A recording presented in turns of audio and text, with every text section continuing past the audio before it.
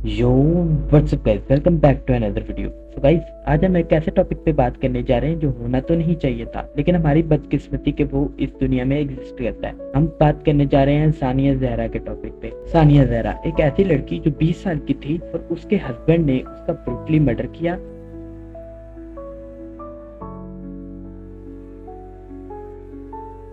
उसकी जुबान काट दी, उसके दांत तोड़ दिए और उसको पंखे से लटका दिया ताकि एक खुदकुशी लगे। लेकिन सिंपल नजर आता है कि वो एक मर्डर था, क्योंकि अब कोई खुदकुशी करेगा तो अपने दांत तोड़ के या फिर अपनी हड्डियां तोड़ के तो नहीं करेगा ना। अब उसके हस्बैंड ने मर्डर क्यों किया? क्योंकि वो चाहता था कि सानिया जहरा का जो घर है वो उसके हस्बैंड के नाम लगा दे या उसको बेच के उसके पैसे उसे दे दे। जब उसने नहीं किया तो उसे मार दिया, हत्ता कि वो 2 बच्चों की माँ थी, फिर भी उसे ब्रूटल तरीके से मर्डर कर दिया। जब सानिया जहरा के घर वाले उसकी डेड बॉडी लेने आए तो उसकी सास ने ये कहा कि ले जाओ इसे, ज्यादा रोला यहाँ ना डालो, तुम इसे अपने घर लेके जाओ और जो मर्जी करना है करो। अब ना मेरे दिल में ये बात नहीं आती भाई, तुम्हें कुछ भी चाहिए था, जहेज चाहिए था, पैसा चाहिए था, तुम उसको मार क्यों रहे हो भाई? तुमने उसको मर्डर ही कर दिया है यार, 2 बच्चों की माँ है वो। ऐसे ही लोग थे जिसकी मैंने पिछली वीडियो में बात की। ये होते हैं अल्टीमेट लानती, जो कि पैसों के लिए किसी का भी मर्डर भी कर सकते हैं, कुछ भी कर सकते हैं। और दूसरी बात, ये जो उनका लड़का है ना, ये पेपर में अभी भी सिंगल था और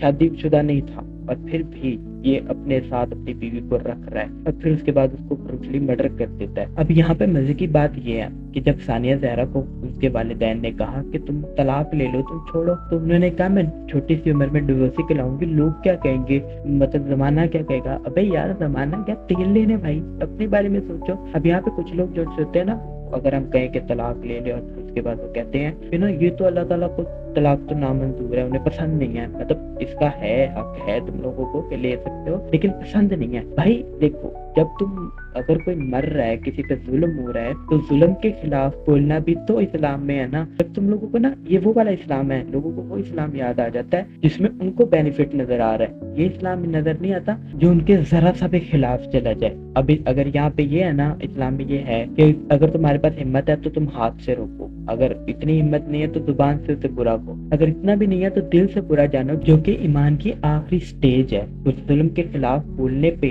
कहा गया है तुम लोग अपनी वाली बात ले आते हो, तुम वो बात नहीं लाते जो दूसरों के बेनिफिट में चली जाए। अपने बेनिफिट वाली हर बात करेंगे, तो जो इस्लाम में है वो बात करेंगे जो उनके बेनिफिट में आती है, तो करेंगे नहीं जो उनके खिलाफ जाए। वैसे तुम लोग इस्लाम को तो बीच में लाया ही ना करो, क्योंकि अगर इनसे पूछो नमाजें कितनी पढ़ी, नमाजें तो पढ़ी ही नहीं हमने। और दूसरी बात, कत्ल कौन सा भाई तुम्हें जन्नत की वीआईपी टिकट दे देता है? जो कत्ल करने वाला तो सीधा जन्नत में जाएगा और जो तलाक देने वाला है उसको अल्लाह ताला नापसंद करता है। भाई अगर तुम तलाक को नापसंद भी कह रहे हो ना, तो बीवी पे जुल्म करने वाला या फिर कत्ल करने वाला, उसको भी तो बुरा जानो। अब यहाँ पे बताऊँ क्या होता है, लोगों को ना मिर्चें लगती है। यहाँ पे ना ऐसा होता है कि अगर एक लड़का है ना, उसको किसी दोस्त ने कह दी यार तू आदि बीवी ते थल्ले लग गया है, यार तू एंज, यार तू बीवी पीछे लग गया है, सानू भूल गया है, तो ना तो वो जो उनका मेल ईगो होता है वो जाग जाता है। वो उस मेल ईगो की वजह से अपनी बीवी के साथ मिसबिहेव करना, उन्हें मारना, उनके साथ बदसलूकी करना शुरू कर देते हैं, क्योंकि किसी रैंडम दोस्त ने उन्हें कह दिया है कि तुम अपनी बीवी के नीचे लगे हुए हो। हद हो गई यार, तुम अपना रिश्ता संभाल लो, तुम अपने दोस्तों के साथ रिश्ता संभाल रहे हो, अपनी बीवी के साथ रिश्ता संभाल रहे हो। तुम लोगों को करना कुछ नहीं होता, इन लोगों को बस ना अपना मेल ईगो सेटिस्फाई करना होता है, ताकि ये अपनी बीवी के दिए हुए बिस्तर पे सोएंगे, उसके जो घर है उसमें रहेंगे और अपना ना पूरा सॉर्ट आउट उसके पैसों पे कर रहे होते हैं। लेकिन नहीं, हमें अपना मेल ईगो जिंदा रखना है। लोगों से पैसे मांगते रहेंगे, अपनी बीवी से पैसे मांगते रहेंगे, उसके घर वालों से पैसे मांगते रहेंगे, जहेज ले लेंगे, लेकिन नहीं, हम तो बहुत इज्जतदार हैं, हमारा तो मेल ईगो आसमानों को टच करता है। और ऐसे बंदे ना मुझे जहर लगते हैं भाई। तुम्हें अगर नहीं पसंद था रिश्ता तो तुम छोड़ देते, और फिर ऊपर से ये जमाने वाले। अब ना सानिया जहरा ने तलाक इसलिए नहीं ली कि लोग क्या कहेंगे, जमाना कहेगा। अबे जमाना कुछ भी कहे, कुछ भी कहे, अपने हालातों को देखो ना। एफ ऑफ जमाना भाई, जमाना क्या तेल लेने। और ऊपर से ना यहाँ पे मसला सबसे बड़ा बताओ क्या होता है कि ना इस मामले में सासें जो उनसी होती है ना, उनका बहुत बड़ा हाथ होता है भाई। अपने बेटों को भड़काएंगी, अपनी बहुओं को बुरा भला कहेंगी, और उसके बाद नौबत ये आ जाती है कि बात तलाक पे पहुंच जाती है या फिर सानिया जहरा वाला केस हो जाता है। हमें ये चाहिए कि हम माशरे में अपने बेटियों को मजबूत करें, अपनी बहनों को मजबूत करें, ना कि उनसे जान छुड़वाएं। अब पुराने जमाने के मूवीज में होता था कि अगर तुम अपने घर चली गई हो ना, तो अब तुम्हारी वहां से लाश आएगी, तुम लोग लाश भी ना लेके आओ।